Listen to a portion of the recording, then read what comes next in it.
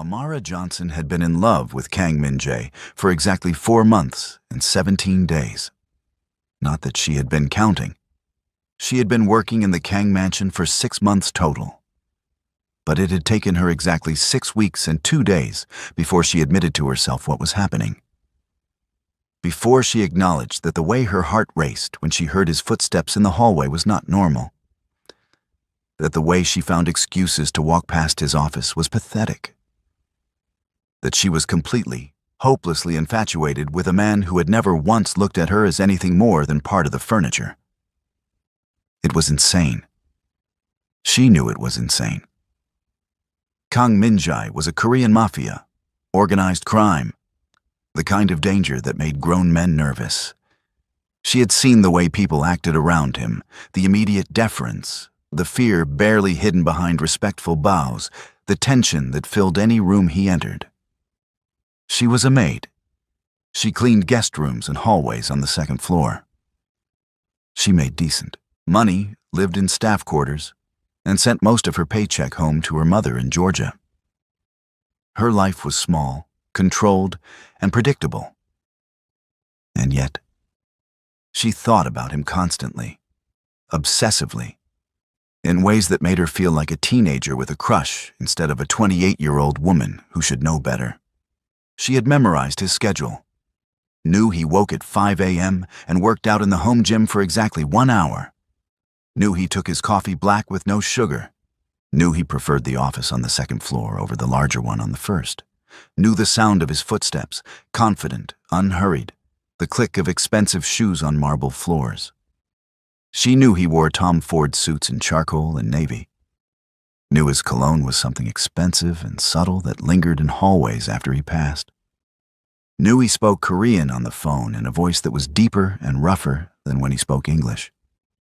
She knew all of this because she paid attention in ways that would horrify her if anyone found out.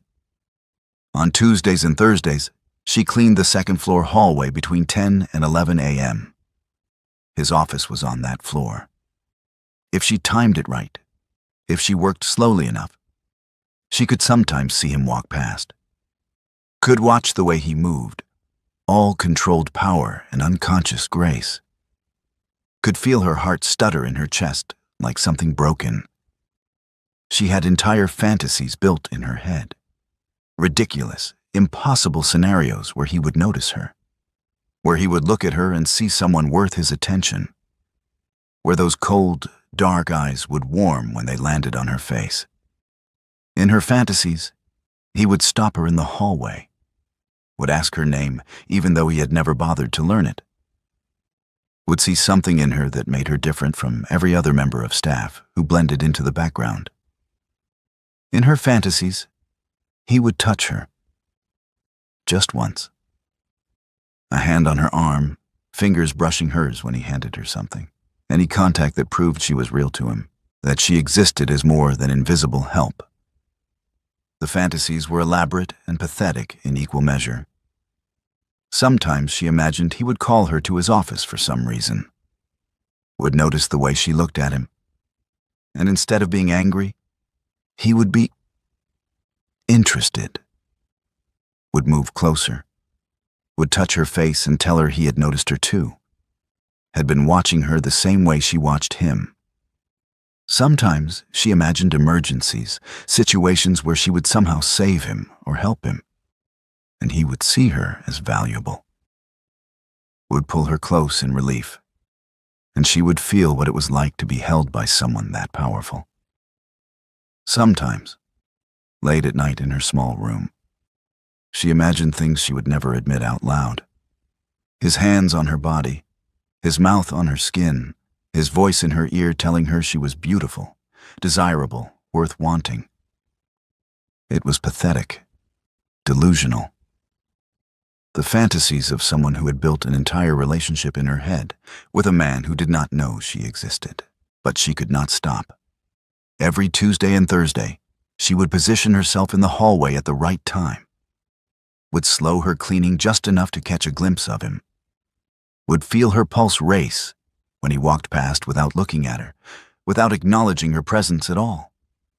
Once, He had walked past close enough that she could feel the heat from his body.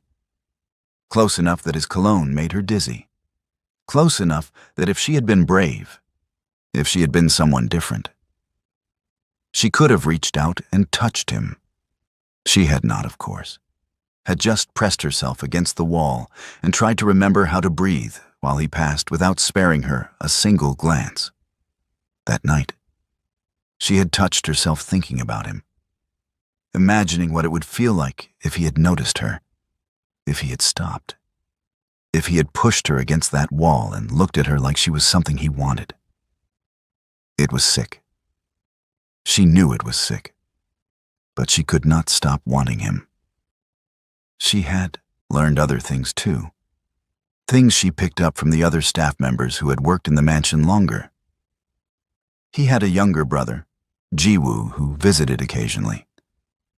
The staff did not like Jiwoo, said he was arrogant, entitled, and treated them poorly. But Min-jae was different. Cold, yes. Distant, but never cruel to staff, never deliberately unkind.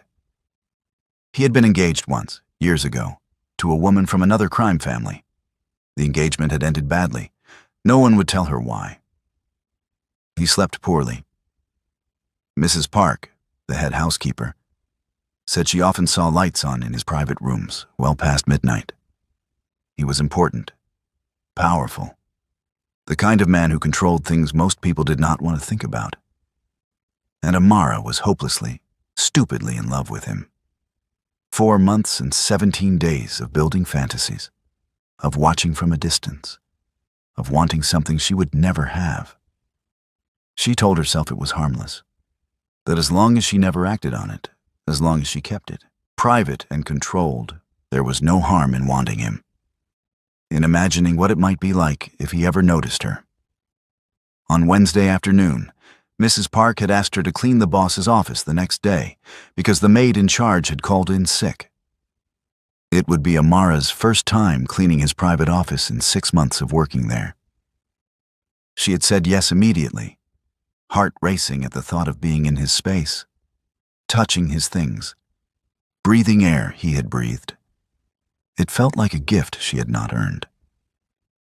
But tragedy was lurking and would strike days after this big win she had just gotten. On the morning that changed everything, Amara had been having one of her detailed fantasies. She was cleaning the hallway as usual, moving slowly, hoping to catch a glimpse of him. And in her head, she was playing out a scenario where he would stop this time, where he would look at her, and something would shift in his expression, where he would say her name, except he did not know her name, so in the fantasy she imagined telling him and watching him repeat it. She was so lost in the fantasy that she did not notice Mrs. Park approaching until the older woman touched her arm. Amara startled, heat flooding her face like she had been caught doing something wrong. "Mr. Kang wants to see you," Mrs. Park said. Her expression was strange, worried. Amara's heart stopped, then started again, hammering. "What?" "Now, in his office. Something about—" Mrs. Park hesitated. "Something is missing. He wants to speak with you." The fantasy shattered. Reality crashed down. He wanted to see her, but not for any of the reasons she had imagined. Something was missing. Something was wrong. Amara followed Mrs. Park on shaking legs, her mind racing. What could be missing? What could this possibly be about? At his office door, Mrs. Park stopped. "Good luck," she said quietly. Then she knocked. "Enter." The voice was deep, cold, and completely unfamiliar with her existence. Amara pushed the door open. And for the first time in 6 months, Kang Min-jae looked directly at her. The office was exactly as she had imagined it from the brief glimpses she had caught through the open door. Massive mahogany desk, floor-to-ceiling windows overlooking the grounds, expensive art on the walls, everything dark and masculine and reeking of power. And behind the desk, Kang Min-jae. He was even more devastating up close. Sharp jawline, dark eyes that cut right through her, perfectly styled hair. He wore a charcoal suit with the jacket off, sleeves rolled to his elbows, exposing forearms that made her mouth go dry. This was wrong. She should not be noticing these things. Should not be cataloging the way his throat moved when he swallowed, the way his fingers drummed once against the desk. 2 large men in dark suits stood flanking him. Security. "Close the door," he said. His voice. God, his voice. She had heard it from a distance, but never directed at her. It was deeper than she had imagined, rougher. She closed the door with trembling hands.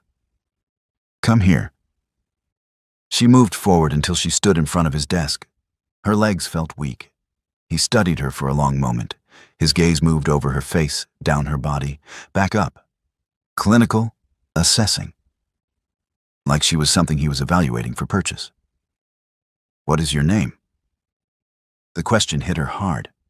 6 months of working here, and he did not even know her name. "Amara Johnson, sir." "How long have you worked here, Amara Johnson?" The way he said her name made heat pool low in her stomach. Focus. This was not a fantasy. This was real, and something was wrong. 6 months, sir. And what are your responsibilities?" "I clean the second-floor guest rooms and hallways." "Which includes the hallway outside this office?" "Yes, sir." "You cleaned this office 2 days ago." It was not a question, but she answered anyway. "Yes, sir. I cleaned from 4 to 6 p.m. He leaned back in his chair, still watching her with that unsettling intensity. "A USB drive is missing from my desk. It contained sensitive information, very sensitive. The kind of information that could destroy me if it ended up in the wrong hands." Her stomach dropped. "I did not take anything." "You were in here during the window when the drive went missing. I would never steal from you. Everyone says that. Everyone claims innocence."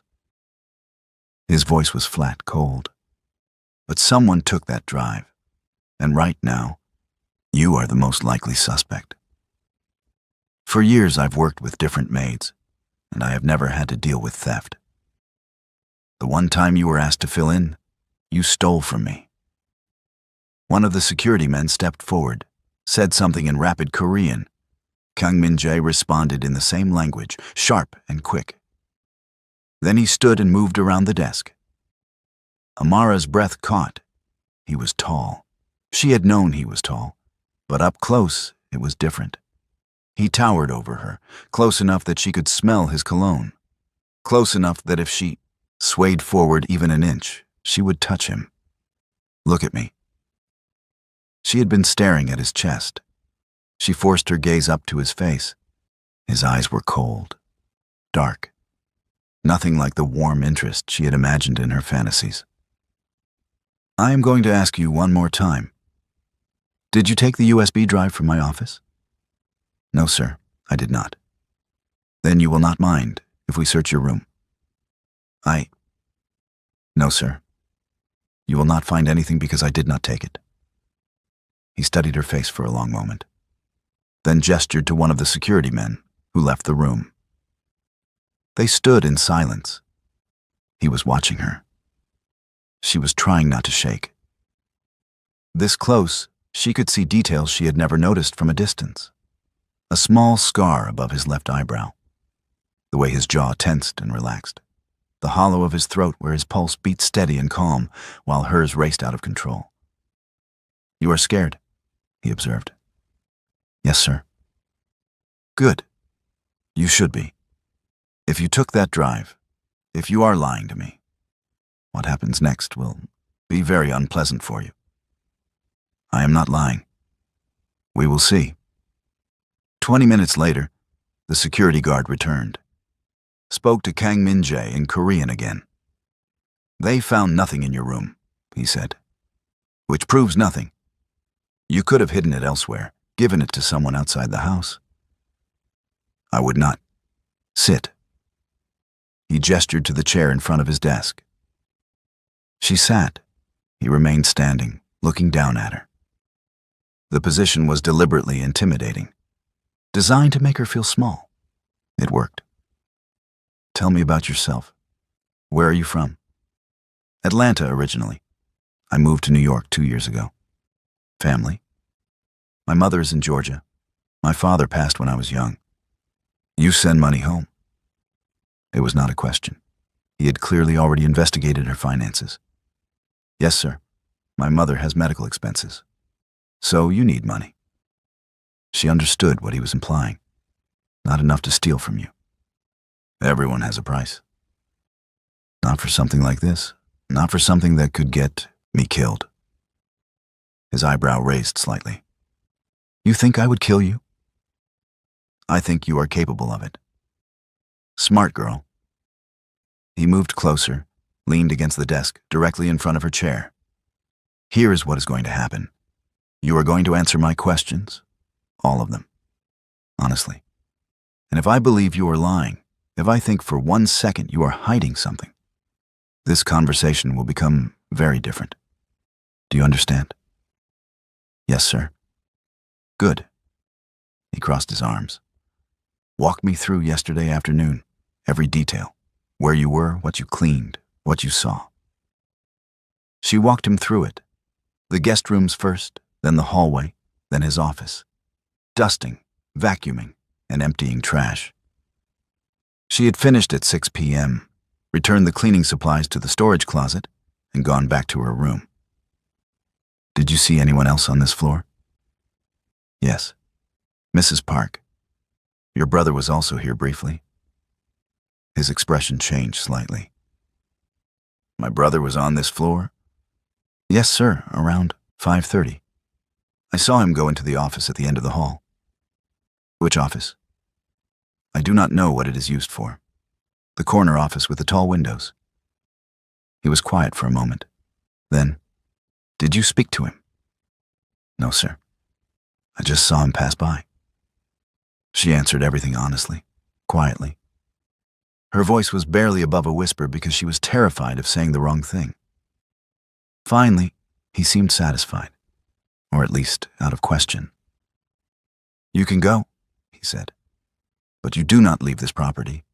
You make yourself available if I have more questions, and if I find out you lied to me about anything, you will regret it. Yes, sir. She stood to leave. Amara. She turned back. He was watching her with an expression she could not read.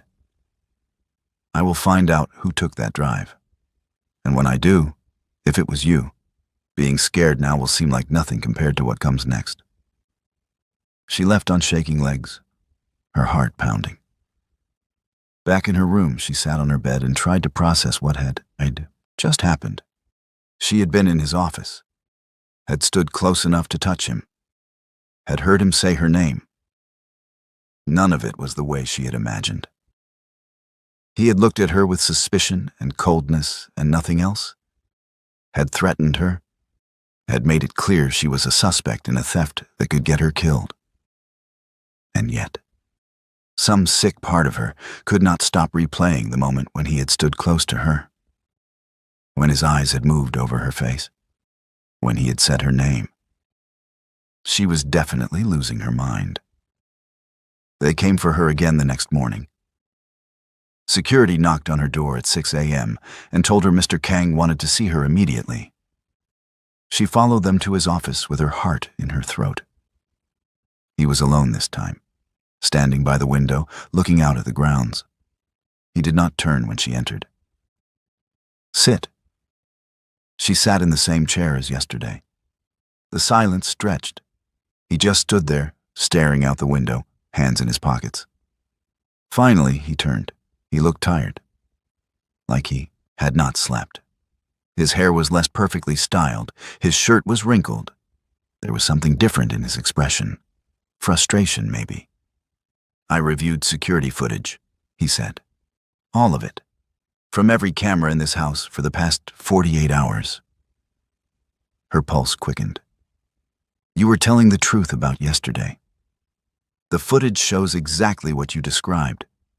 You cleaned the hallway, You were in my office, but you never picked up or hid anything that was not trash.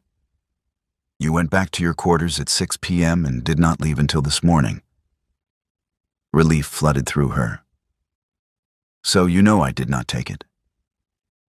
I know you did not take it during that specific window. But that does not prove you were not involved. He moved to his desk, pulled up something on his laptop, and turned it to face her. This is from 3 nights ago. 3 a.m. Someone enters my office. The angle does not show their face clearly, but the body type matches yours. She leaned forward, looked at the grainy footage. A figure in dark clothing moving quickly through his office. That is not me. I was asleep at 3 a.m. Can you prove that? No, I was alone in my room. Convenient. I am telling the truth. Her voice came out louder than intended, desperate. He studied her for a long moment. Then, I want to believe you. The admission surprised her. But, she whispered, but I have been betrayed before. By people I trusted. By people who seemed innocent. And I cannot afford to be wrong about this. That drive contains information that could destroy everything I have built. I understand. But I did not take it. I would not even know what to do with that kind of information. You could sell it. My competitors would pay well. I would not know how to contact your competitors. I clean hallways. I do not know anything about your business. He sighed, ran a hand through his hair. The gesture made him look younger, more human. I have been questioning everyone with access to this floor, he said. Staff, security, associates. No one admits to seeing anything unusual. No one has answers that help. What about your brother? The question came out before she could stop it. His gaze sharpened. What about him? I saw him on this floor, around the time the drive went missing. And last night I heard some of the staff talking. They said... She hesitated. They said what? That he has been acting strangely lately. Stressed. That he is asked to borrow money from some of the security team. Kang Min-jae's jaw tightened. My brother would not steal from me. I am not accusing him. I am just telling you what I heard. My brother has his flaws, but he is family. He knows the consequences of betraying me would be severe. She said nothing, but something in her expression must have shown doubt. You do not believe me, he said. I do not know enough to have an opinion. But if you are investigating everyone with access, should that not include family? He moved closer, too close. She could feel the heat from his body, could smell his cologne mixing with something else. Exhaustion, maybe. Stress. You are very bold for someone I could have killed for this. Her breath caught. Are you going to kill me?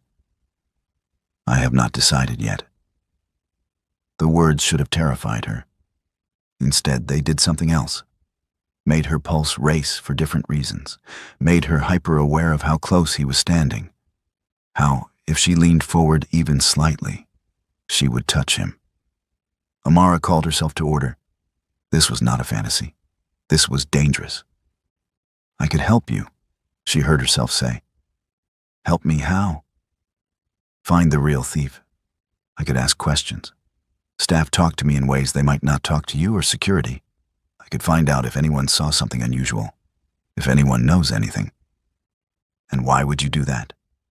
Because I want my name cleared. I want you to stop looking at me like I am a criminal. Because... She took a breath. Because if I help you find the real thief, maybe you will believe I had nothing to do with this.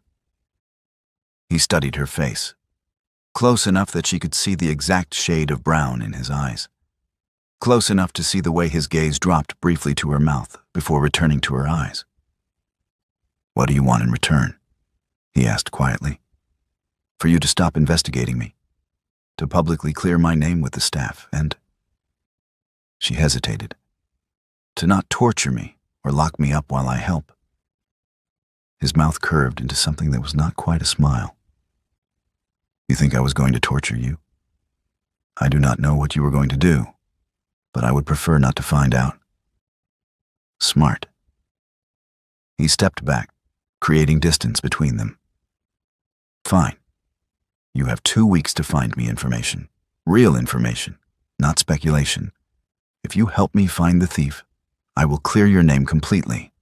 If you fail, or if I find out you are lying to me, the consequences will be severe. Do you accept those terms? Yes. Then we have a deal. He moved back to his desk. You can go, but Amara. She paused at the door. Do not make me regret this. I do not handle betrayal well. She left before her shaking legs could give out. Back in the hallway, she pressed her hand to her chest, trying to slow her racing heart. She had just made a deal with a crime lord. But for odd reasons, some sick, twisted part of her could not stop replaying the moment when his eyes had dropped to her mouth. The way he had looked at her like he was thinking about something other than missing USB drives. She was definitely insane. But she had 2 weeks to prove her innocence. 2 weeks of having a reason to interact with him instead of just watching from a distance. It was pathetic how much that thought thrilled her. Amara started her investigation immediately. She began with Mrs. Park, who had worked in the mansion for 15 years and knew everything that happened within these walls. They were in the staff kitchen, preparing breakfast for the household. Amara helped chop vegetables while asking careful questions. Mrs. Park, has anyone been acting strangely lately? Any of the staff? The older woman looked at her sharply. Why you ask? Mr. Kang asked me to help figure out who took something from his office. I am trying to help. Mrs. Park was quiet for a long moment. Then, Mr. Jiwoo. He comes here late at night sometimes. Very late. 3, 4 in the morning. I see him when I cannot sleep. What does he do? I do not know. But he looks nervous, like he is doing something he should not be doing. Has he always come this late? No, only past few months. And he asks strange questions about Mr. Kang's schedules, about when Mr. Kang will not be home. Amara filed this information away. Anyone else? Chen, head of security. He has been very tense lately, stressed. But maybe that is because of the missing drive. Over the next few days, Amara talked to everyone she could, the other maids, the kitchen staff, the security guards who were willing to speak with her. A picture began to form. Jiwoo had been visiting more frequently over the past 2 months, always at odd hours, always seeming nervous or stressed. He had been seen in parts of the mansion he normally did not visit. He had asked one of the maids about Mr. Kang's schedule, had asked another about which rooms had security cameras. And 3 days before the drive went missing, he had been heard arguing with someone on the phone in Korean. The maid who overheard did not speak Korean well, but she caught a few words. Money. Debt. Need more time. Amara compiled everything carefully. Every morning, she was summoned to Kang Min-jae's office to report her progress. The meetings were torture in ways she had not anticipated. He would sit behind his desk. She would stand or sit across from him, and she would tell him what she had found, while trying not to notice the way his fingers drummed against the desktop, the way his jaw tensed when she mentioned his brother, the way his eyes focused on her with an intensity that made her skin feel too hot. This is all speculation, he said after her third report. None of this is proof. I know, but it is a pattern. Your brother has been acting strangely for months. He has been asking questions about your schedule and security. He has money problems based on that overheard phone conversation.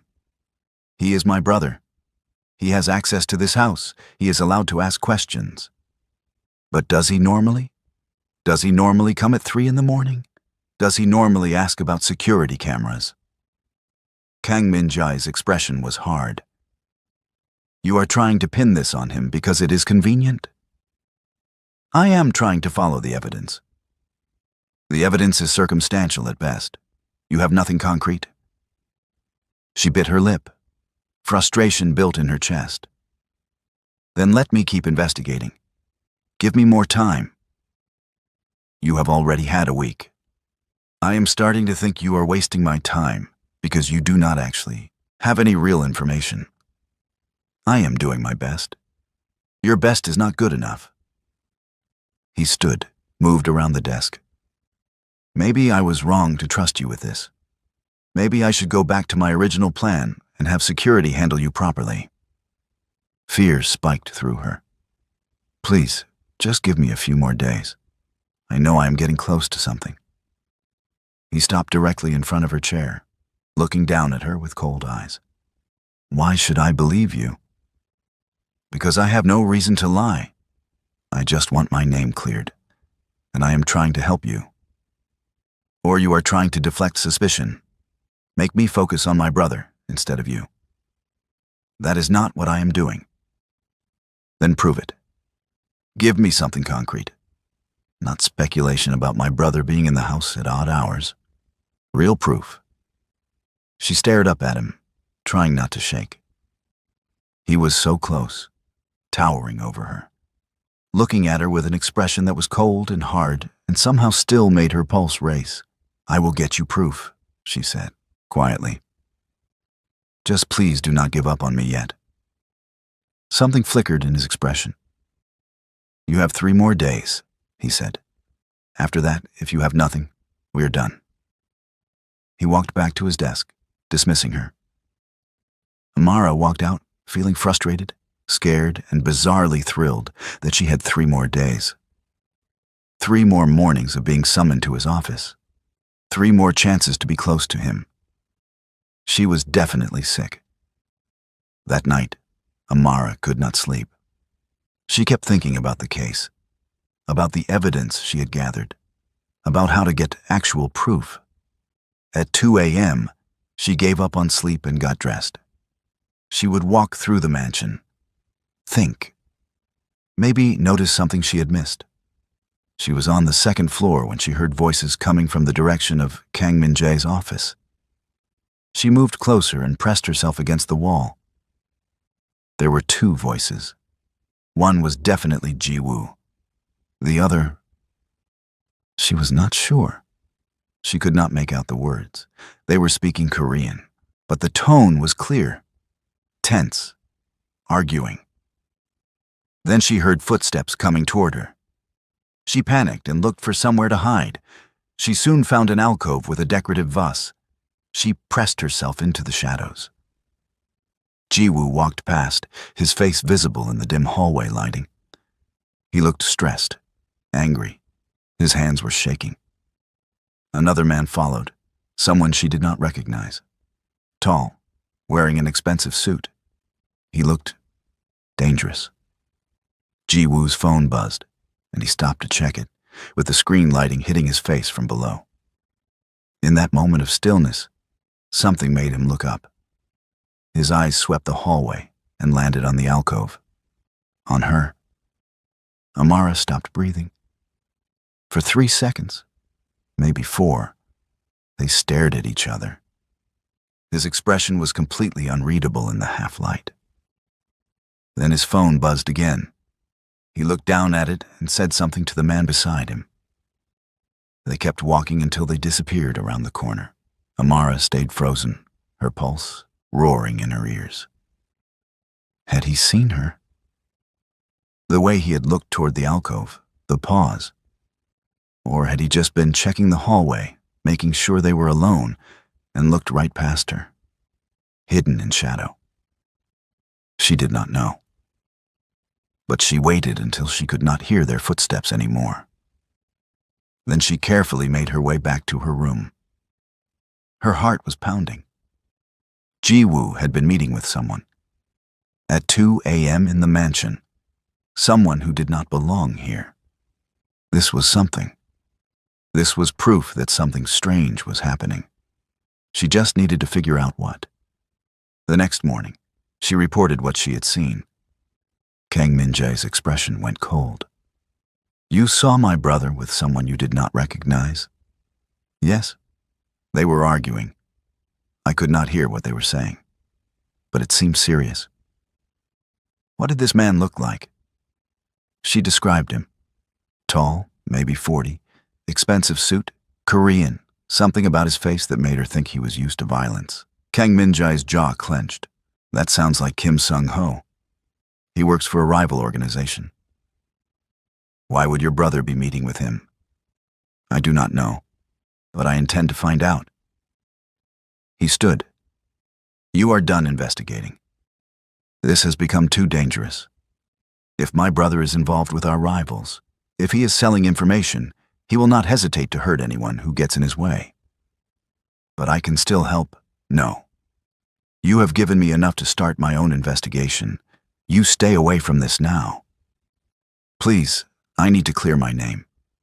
Your name is cleared. As far as I am concerned, you have proven you are not involved.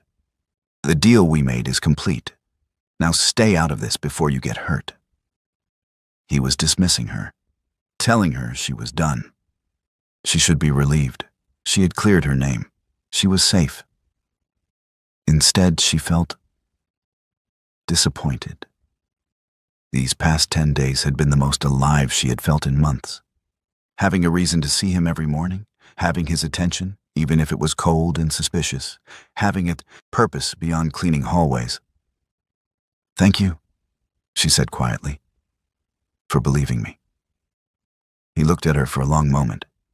Something shifted in his expression, something she could not name. Go, he said, and be careful. If my brother realizes you are investigating him, he may see you as a threat. She left, her chest aching. It was done. She was cleared. She should be happy, but all she felt was empty. 3 days passed, and Amara went back to her regular work, cleaning guest rooms, staying invisible, trying not to think about Kang Min-jae. It did not work. She found herself still timing her hallway cleaning to coincide with when he might pass by, still listening for his footsteps, still pathetically hoping for a glimpse of him. On the 3rd day, Mrs. Park came to find her. Mr. Kang wants to see you. Her heart jumped. Why? I do not know, but he looks angry. She followed Mrs. Park to his office with growing dread. When she entered, Kang Min-jae was behind his desk. But he was not alone. Ji-woo was there, looking smug, and Chen, the head of security. Sit, Kang Min-jae said. His voice was cold. She sat, her stomach twisting. My brother has brought something to my attention, he said. Information that suggests you have been lying to me. What? No, I have not. He has evidence that you were seen meeting with someone outside the property. Someone connected to our rivals. Her mouth went dry. That is not true. I have not left the property except to... Except to what? Ji-woo cut in. His voice was sharp, satisfied. To meet with your contact? To pass them information about my brother's business? I did not meet with anyone. I have been here, working, exactly as I have, for 6 months. Ji-woo pulled out his phone and showed Kang Min-jae something. Security footage from the convenience store 3 blocks away, dated 4 days ago. That is her, meeting with someone who works for the Kim organization. Amara's mind raced. 4 days ago, she had walked to the convenience store to buy toiletries. She had talked briefly with the clerk, who had been friendly. Nothing more. The clerk at that store is friendly with everyone, she said desperately. I bought shampoo and we talked about the weather. That is all. The clerk is the nephew of Kim Sung-ho, Ji-woo said smoothly. The same man I was supposedly seen meeting with. Convenient that you were investigating me and suddenly there is this footage. That is not... I did not know who he was. I just needed shampoo. Convenient, Ji-woo repeated. You accuse me of stealing to deflect attention. You create this story about me meeting with rivals, all while you are the one actually working with them. That is not true. She turned to Kang Min-jae. I did not know who that clerk was. I have never worked with your rivals. Everything I told you about your brother was true. Was it? Kang Min-jae's voice was cold, colder than she had ever heard it. Or did you feed me lies to turn me against my own family? I told you the truth. I saw him meeting someone. I heard the arguments. The other staff saw. The other staff could have been influenced by you, told what to say. You had access to everyone in this house while you were investigating. He stood, moved around the desk. I trusted you. I believed you when you said you wanted to help, and all along you were working with my enemies. No, please, you have to believe me. I do not have to believe anything. The evidence speaks for itself. What evidence? That I talked to a clerk? That is not evidence of anything. It is when combined with everything else. Your desperation to deflect blame, your accusations against my brother, your convenient information that turned my attention exactly where my enemies would want it. She felt tears burning her eyes. Please, I know how this looks, but I swear I am innocent. Enough. His voice cut through her pleas. Get her out of my sight. Put her somewhere secure until I decide what to do with her. Chen moved forward. No, please, just listen to me. I said enough. The shout made her flinch. She had never heard him raise his voice before. Chen grabbed her arm and started pulling her toward the door. Please, she said one more time, looking back at Kang Min-jae. I did not betray you. Everything I said was true. Your brother is lying. But he had already turned away. Amara was locked away in a room on the 3rd floor. All she had was a bed, a chair, and a window she could not open. She sat on the bed and finally let herself cry. This was not how it was supposed to go. She had helped him, had given him information, had tried to prove her loyalty. And now she was locked up and accused of being a traitor, facing consequences she did not want to imagine. Because Jiwoo had outmaneuvered her, had created evidence that made her look guilty, had turned his brother against her. She should have seen it coming. Should have realized Jiwoo would not just let her expose him without fighting back. Hours passed and no one came for her. Amara laid on the bed, staring at the ceiling, trying to figure out how to get out of this. But there was no way out. No proof of her innocence. No way to make Kang Min-jae believe her. She had failed, and now she would pay for it. Night fell, and still, no one came. She was starting to panic, starting to wonder what they would do with her, starting to imagine scenarios that made her stomach turn.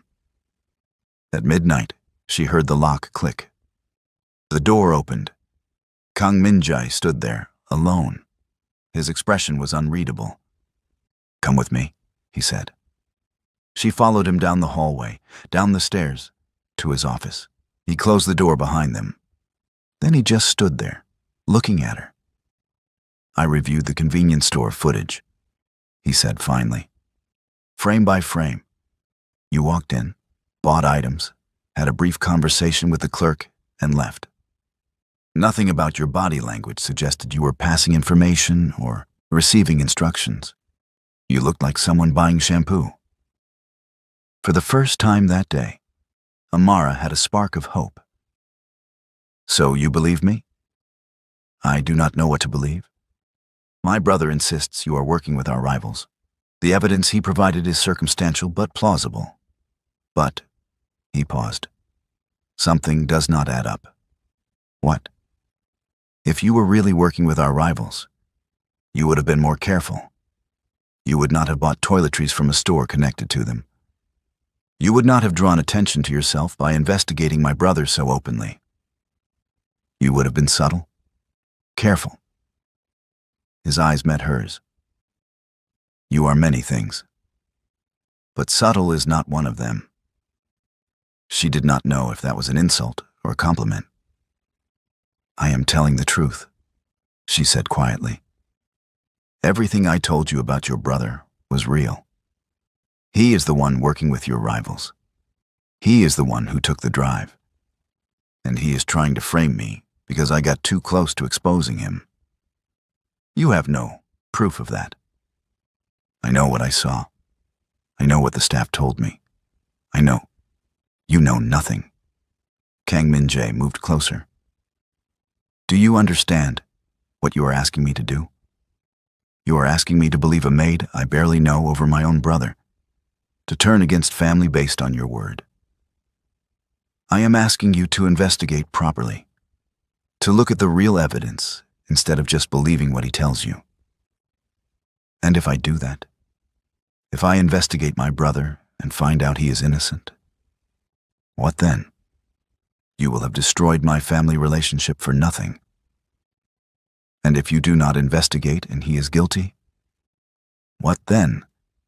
He gets away with betraying you. He sells your information to your enemies. He destroys everything you have built." They stared at each other. The tension between them was suffocating. "Why do you care so much?" he asked quietly. "Why risk yourself for this? You cleared your name. You could have walked away, could have let me deal with my brother on my own. But you kept pushing. Why? Because I love you. Because I have loved you for months. Because I cannot stand seeing you betrayed by someone you trust." She could not say any of that. "Because it is the right thing to do," she said instead. "The right thing to do." He laughed, humorless. "You still believe in things like that? Even now? Even after everything?" "Yes." "Then you are a fool." The word stung. He moved closer, close enough that she had to tilt her head back to maintain eye contact. "You want to know what I think?" His voice was low, dangerous. "I think you have some fantasy in your head.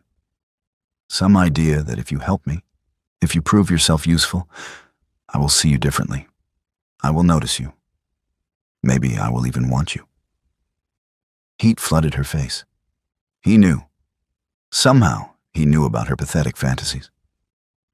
"That is not, is it not?" His hand came up, fingers tilting her chin up. "I have seen the way you look at me when you think I do not notice. The way you find excuses to be near me. The way your breath catches when I stand too close. You think I'm blind?" She could not speak, could not breathe.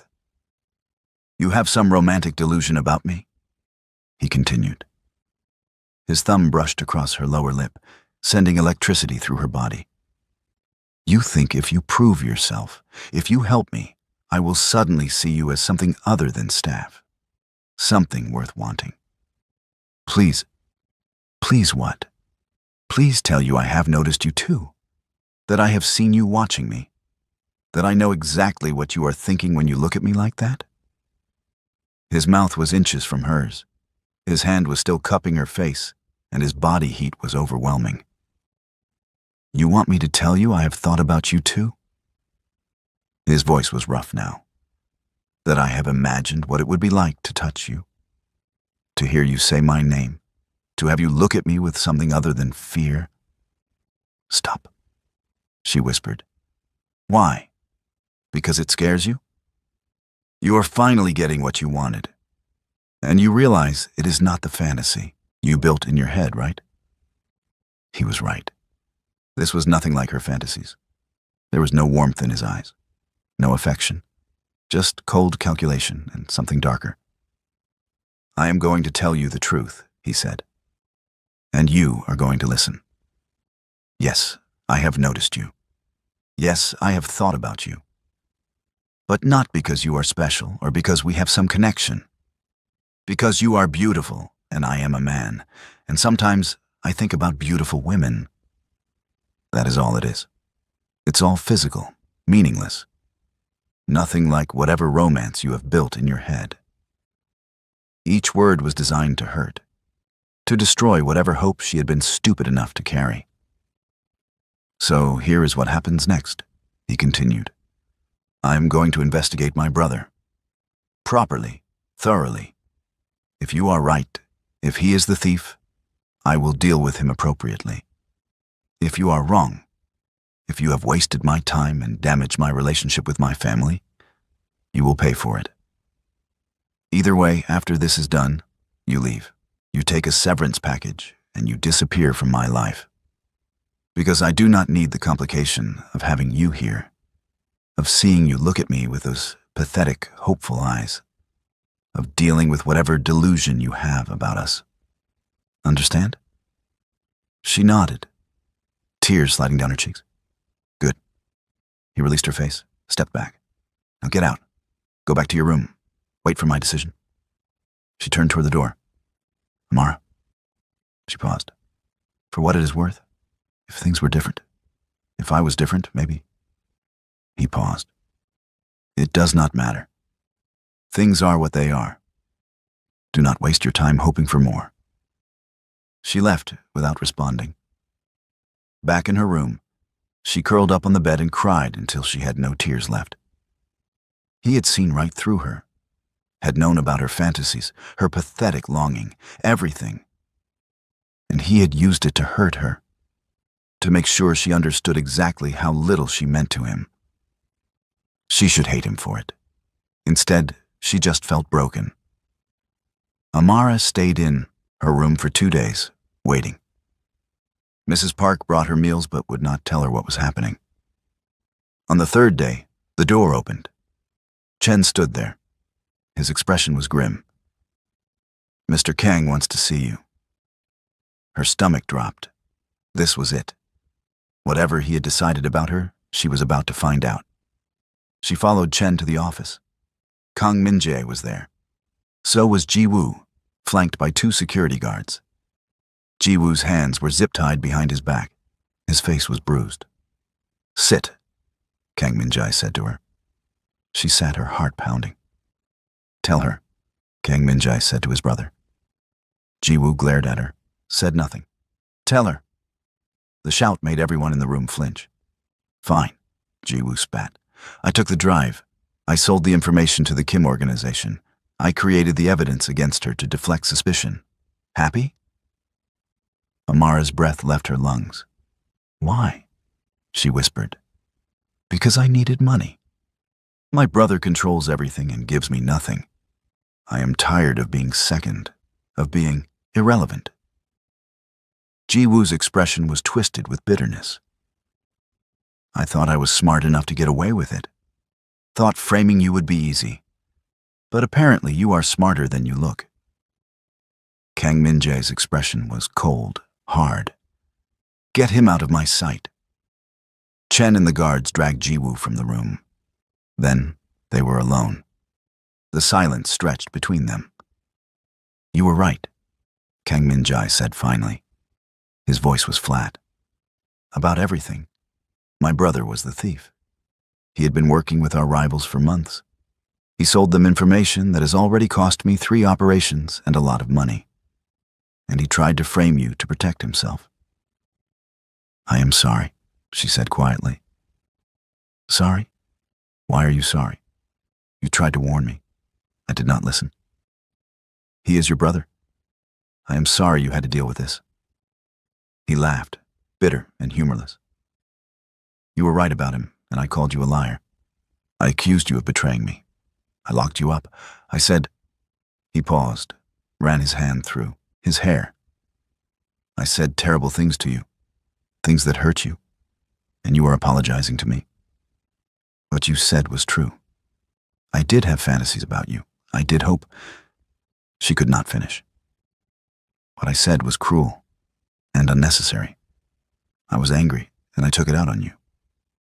You were right, though. I was stupid to think. You were not stupid.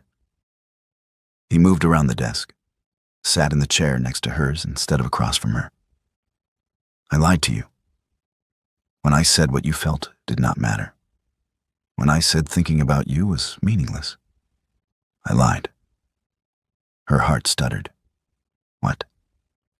These past 2 weeks, having you come to my office every morning, having a reason to see you, to talk to you.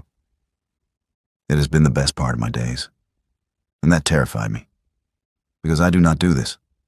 I do not feel things for staff. I do not let people matter. But you? He paused.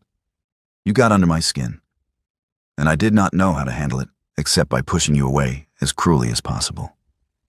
I do not understand. I know, because I have been sending you mixed signals for weeks. He looked at her, and for the first time, his expression was open, vulnerable. I have been a coward, and you deserved better. What are you saying? I am saying that everything I told you 3 days ago was a lie designed to protect myself. I am saying that I have noticed you for months, long before any of this started. I have seen you in the hallways, timing your cleaning to when I would pass. I have seen the way you look at me, and I have wanted to do something about it, but I did not know how. So you accused me of theft? He smiled slightly. No, my brother actually did steal the drive. But when you offered to help investigate, I should have said no. Should have had security handle everything. Instead, I used it as an excuse to see you, to have you in my office every morning, to have a legitimate reason to have you close. That is insane, manipulative, wrong. He nodded. All of those things. But it is the truth. I used the investigation as an excuse to spend time with you because I'm apparently incapable of just asking you to dinner like a normal person. She stared at him, trying to process this. You wanted to ask me to dinner, among other things. But you are my employee. There are power dynamics. It would be inappropriate in about 100 different ways. And using a theft investigation as an excuse to see me is not inappropriate? It is definitely inappropriate. But at least it was business related. At least I could justify it to myself. You are insane. Probably. He reached out, took her hand. The touch sent electricity up her arm. But I am trying to be honest now. I want you. I have wanted you for months. I have tried to ignore it, to push it away, to convince myself it would pass. It has not passed. If anything, it has gotten worse. Worse how? I think about you constantly. I look for you in hallways. I listen for your voice. I have memorized your schedule, so I know when. You are cleaning near my office. I have become the kind of person who engineers situations just to be near you. It is pathetic. It is not pathetic. It is when you are the boss and she is the employee. When you have all the power and she has none. When wanting her could destroy her life and career. She squeezed his hand. What if she wants you back? Kang Min-jae's eyes met hers, dark and intense. Does she? She has wanted you since week 6. She has built entire fantasies in her head. She has timed her cleaning to catch glimpses of you. She has fallen asleep thinking about you. She has been completely, pathetically in love with you for 4 months and 17 days. Something in his expression cracked. 4 months and 17 days? I might have been counting. That is, he pulled her closer. That is the best thing anyone has ever told me. Then he kissed her. The kiss was nothing like she had imagined. It was softer, more careful. Like he had all the time in the world and wanted to memorize every detail. His hand cupped her face, thumb brushing her cheekbone. His mouth moved against hers slowly, thoroughly, taking his time. When they finally broke apart, they were both breathing hard. I have wanted to do that for so long, he said against her mouth. Me too. 4 months and 17 days. Do not make fun of me. I am not. I think it is. He kissed her again, deeper this time. Perfect. You are perfect. I am not. You are. You are brave and honest and smart and beautiful, and you have been driving me insane for months. He pulled her into his lap, kissed her neck, her jaw, her mouth again. Like he could not get enough. Like months of restraint had finally broken, and he was making up for lost time. "We should not do this here," she gasped when his mouth found the sensitive spot below her ear. "Why not?" "Because you are my employer. This is your office. Because nothing." He pulled back to look at her. "I do not care about appropriate anymore. I do not care about power dynamics or what people will think. I care about you. Only you. Your associates will adjust, or they will leave. But I am done pretending I do not want you. Done hiding how I feel." "What do you feel?" His hand threaded through her hair, tilted her face up. "I feel like I have been half alive for years, and you woke something in me. I feel like every moment I am not near you is wasted. I feel like—" He paused. "Like I am falling in love with you. I've been falling for months, and I am done fighting it." Tears burned her eyes. "I love you too. I know. 4 months and 17 days, remember?" He smiled, kissed her softly. "You have loved me longer. I am just catching up. You are catching up fast. I have a lot of time to make up for. Months of ignoring you, weeks of being cruel to you, days of making you think I did not care. You were scared. I was a coward. But I am done being a coward." He stood, pulling her, with him. "Come with me." "Where?" "My rooms. I am going to make love to you properly, and I would prefer not to do it in my office where anyone could walk in." Heat flooded her body. "Now? Right now? Unless you want to wait?" "No. No waiting." He smiled, took her hand, and led her out of the office. His private rooms were stunning. Amara had never been in this part of the mansion, but she had fantasized about it. Floor-to-ceiling windows overlooked the grounds, expensive furniture, art on the walls, everything dark and masculine and screaming wealth. But she barely noticed any of it. Her lips were stuck to his, and her hands were busy while he walked her backward toward the bedroom. His hands on her waist, her hips, sliding under her shirt to touch bare skin. "I have imagined this so many times," he said against her mouth. "How you would feel, how you would taste, if you would be soft everywhere, or if there would be hidden strength. And you are exactly how I imagined, better than I imagined." They fell onto his bed together, hands pulling at clothing, mouths exploring, breath coming faster. He took his time, learned every inch of her body, made her gasp and moan and forget her own name. And when he finally slid inside her, when they moved together, it felt like everything she'd been missing, like coming home. After several minutes of raw passion, they lay tangled together, her head on his chest, his fingers tracing patterns on her bare shoulder. "Stay with me," he said quietly. "I am right here. No, I mean, stay with me.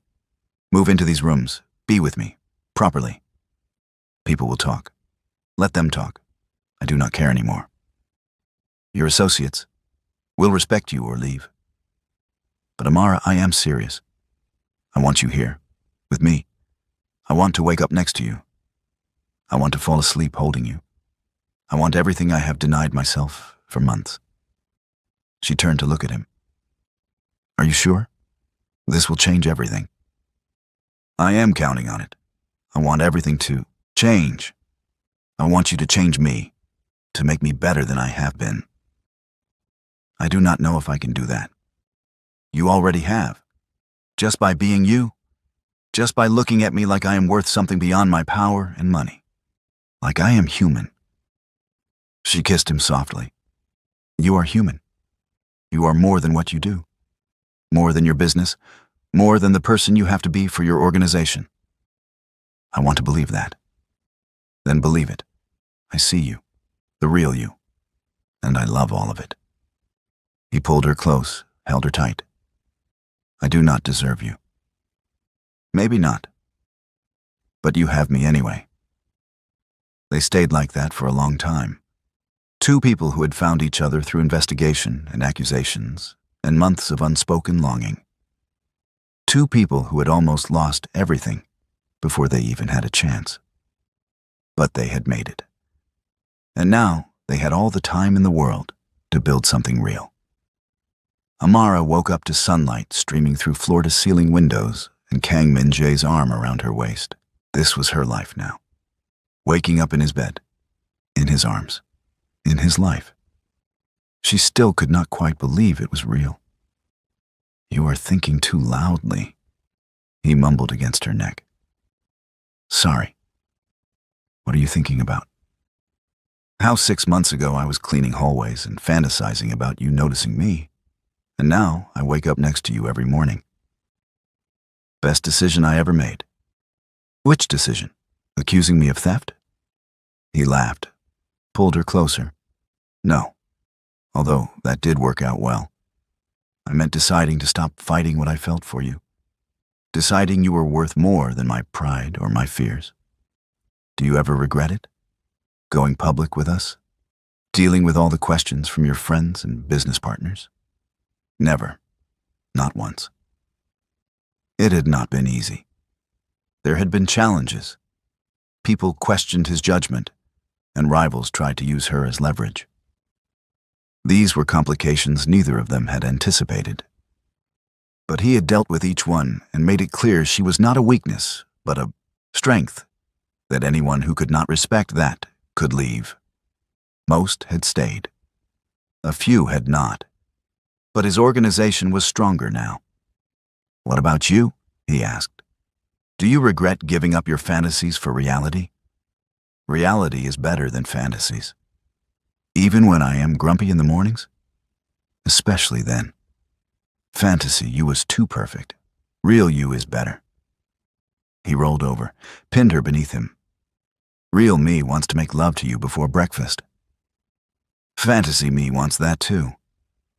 They made love slowly, thoroughly, taking their time because they could, because they had all the time in the world now. After, lying tangled together again, Amara traced patterns on his chest. "Can I tell you something?" she asked. "Always." 4 months and 17 days is not accurate. He propped himself up on his elbow, looked down at her. "What?" "I started counting from when I admitted to myself I loved you. But I think I actually started falling for you earlier than that. Maybe week 3, when you walked past me in the hallway, and your cologne made me dizzy, and I had to lean against the wall to remember how to breathe. Week 3. I am pathetic, I know. You are perfect. And if we are confessing, I noticed you in week 4. You did. You were cleaning the hallway. You had no idea I was behind you, and you were humming. Something soft and sweet. And I stood there for probably 30 seconds, just listening before I made myself walk past. I did not see you. I know. That is why I could stand there like an idiot, listening to my maid hum while she worked and thinking about how much I wanted to know what you were humming. It was a song my mother used to sing, about coming home. Fitting. Why? Because that is what you are. Home.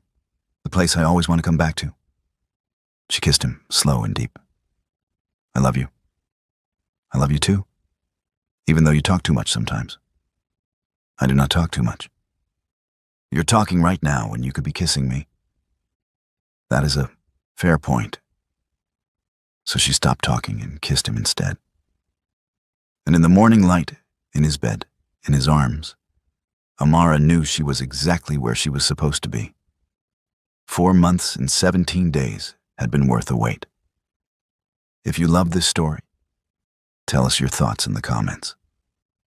Would you help investigate the man who accused you of theft just to get closer to him? What was your favorite moment in this story? Subscribe to Afro-Korean World TV for more intense forbidden romance where obsession becomes reality and interrogations turn into seduction. We are family here, and I appreciate every single one of you. See you in the next story.